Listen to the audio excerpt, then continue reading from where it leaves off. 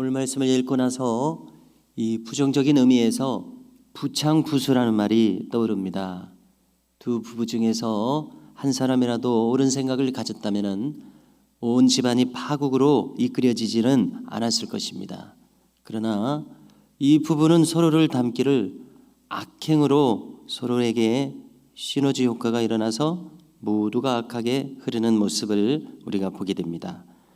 이 나봇의 포도원을 빼앗기 위한 이세벨의 계략이 일사천리로 진행되었습니다. 먼저 성읍의 장로와 귀족들이 이세벨의 지시대로 금식을 선포합니다.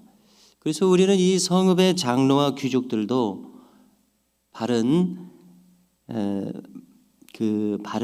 자세를 가진 사람들은 아닌 것을 알 수 있습니다. 이들도 스스로 조사할 수 있지 않습니까? 그만한 힘과 그 역량이 있었습니다. 그러나 이세벨의 지시 그대로 따릅니다. 편지 내용을 그대로 준수합니다.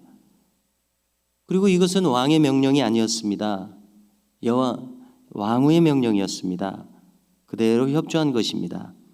그래서 즉시 금식을 선포하고 나봇을 백성 가운데 높이 앉힙니다. 그를 취조합니다.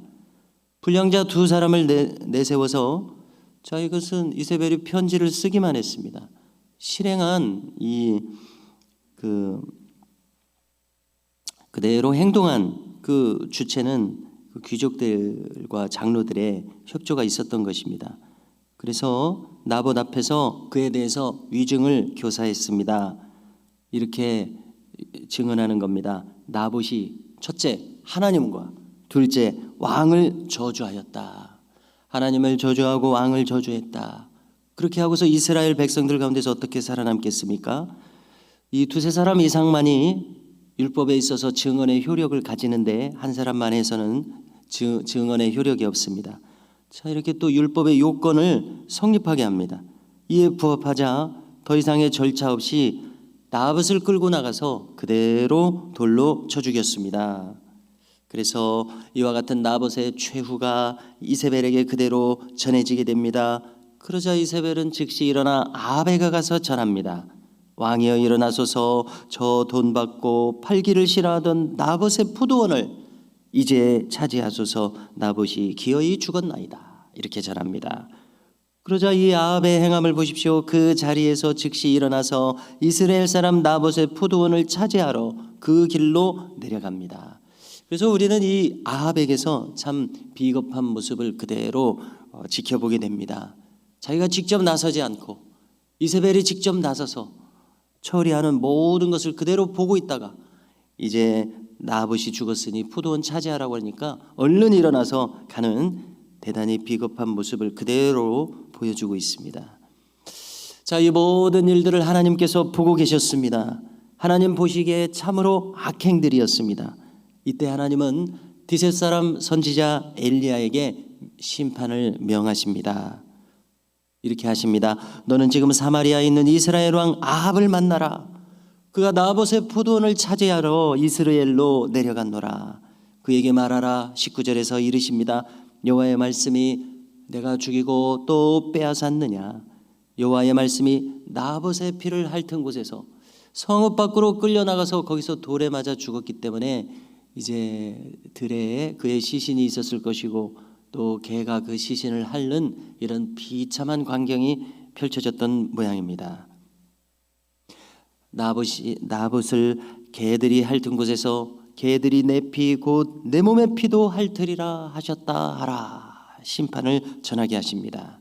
자, 무슨 뜻입니까? 아합도 비명행사할 것이다. 그래서 들에서 개들의 먹잇감이 되고 말겠다. 이런 뜻 아닙니까? 그러자 아합 왕이 엘리야 선지자를 만나서 이렇게 말합니다. 내 대적자여. 그래서 도둑이 제발 저린다고 내 대적자여 이렇게 말하기 시작합니다. 네가 나를 찾았느냐? 엘리야 선지자가 전하게 됩니다.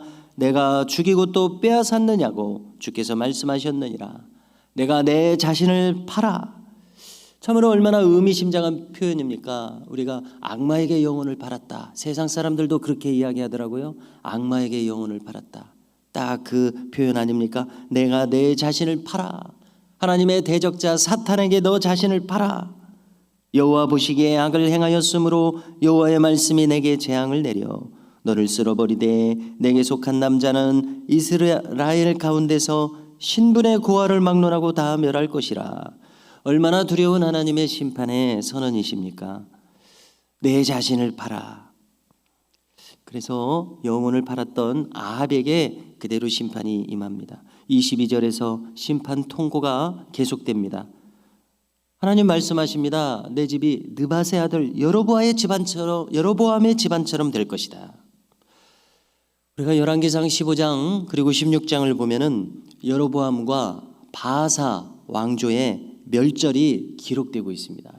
이미 북왕국 이스라엘에서 그렇게 악행을 행하고 우상에게 복종함으로 말미암아 여로보암의 집안 멸절되는 즉결 심판을 받았습니다. 바사의 집안 멸절되는 즉결 심판을 이미 받았습니다. 열왕기상 15장 16장입니다.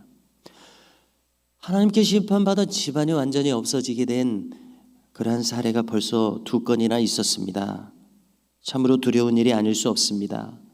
바로 이와 같은 공의로우신 하나님의 심판이 아합의 가문 오므리 왕조라고 하는데요, 이 왕조에도 임하게 됩니다. 뿐만 아닙니다. 이세벨에게도 심판 선언이 주어집니다. 23절입니다. 개들이 이스라엘 성읍 곁에서 이세벨을 먹을지라.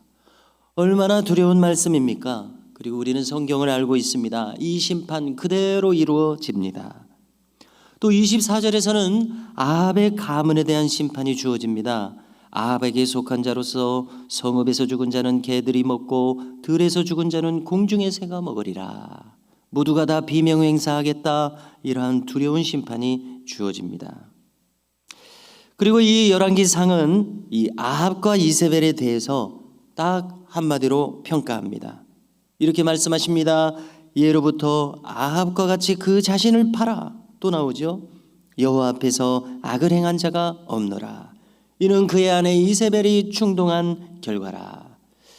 그래서 어떤 목사님들은 이 이세벨처럼 대놓고 악을 획책하고 그 흉계대로 행하는 이 중상모략을 일삼는 사람들에 대해서 이세벨의 영을 따라 행한다, 이렇게 표현하더라고요. 그렇습니다. 참으로 적절한 표현입니다.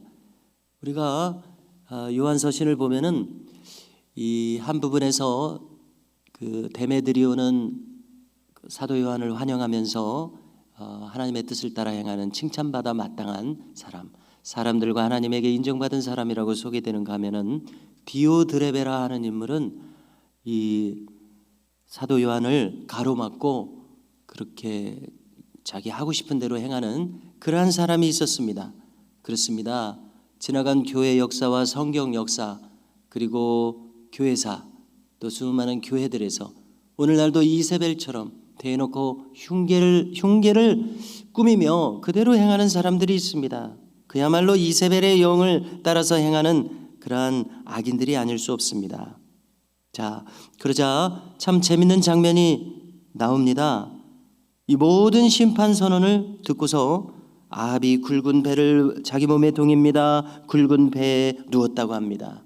이것은 회개하는 모양을 나타내는 것입니다. 그리고 오늘 말씀 끝까지 보니까 하나님께서 이 아합 왕이 진실로 겸비해져서 회개하는 모습을 인정하신 것 같습니다. 참 흥미로운 대목이 나옵니다. 풀이 죽어 다녔더라. 얼마나 초라한 모습입니까? 그렇게 무소불위의 권력을 휘둘렀던 아합 왕이라고 할지라도, 그런 권력자라고 할지라도, 그런데 놀랍게도 아합에게는 이 하나님의 두려우신 심판이 그대로 그의 귀에 이제 들렸던가 봅니다. 풀이 죽어 다녔더라. 그렇습니다. 인간은 아무리 권력자라고 할지라도 초라한 인간에 불과합니다. 오늘 하나님이 심판에 처하시면 그대로 그 심판을 받을 수밖에 없는 그러한 초라한 존재가 바로 인간입니다. 풀이 죽어 다녔더라.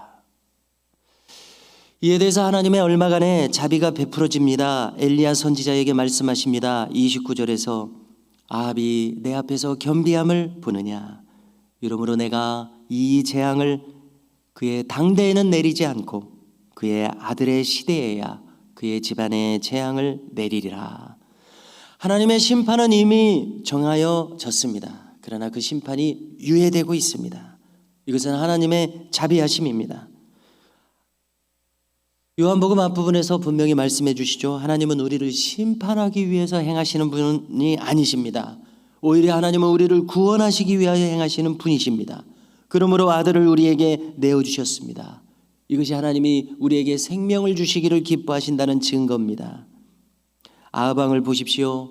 그는 머뭇머뭇하면서 대놓고 나봇의 포도원을 빼앗지도 못하고 어정쩡하게 행하지만 결국은 악으로 흐르고 있었습니다. 결국은 죄에 기울어졌습니다. 그러므로 우리는 주님께서 말씀하신 그대로입니다. 차든지 더웁든지 하라. 미지근하여 내 입에서 토하여 내리라.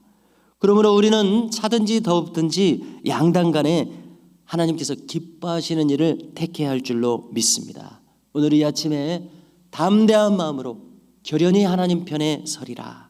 이렇게 심령에 작정이 있는 우리의 행함이 될 수 있기를 간절히 소망합니다.